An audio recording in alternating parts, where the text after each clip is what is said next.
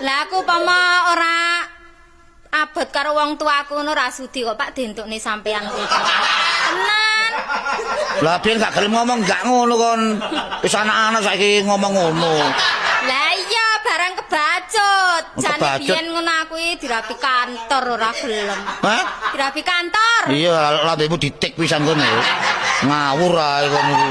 Dirapi kantor, pegawe kantor ngono lho. Aku iki jane nek mlaku karo sampean isin iki, Pak. Apa? Pantes ya. Pantes. Lah ya apa? Wong aku to dipoyoki kancaku kok. Piye lho ngayae? Sing mbok gandenge bojomu Pak Demu. Arek iki apa rek? Wis.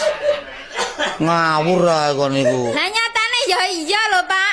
Oke, Saking aku dreken. iki nek mlaku karo sampean iki ya rada-rada merem ngono. Ngareke gak ilok betul kok arek iki ngene.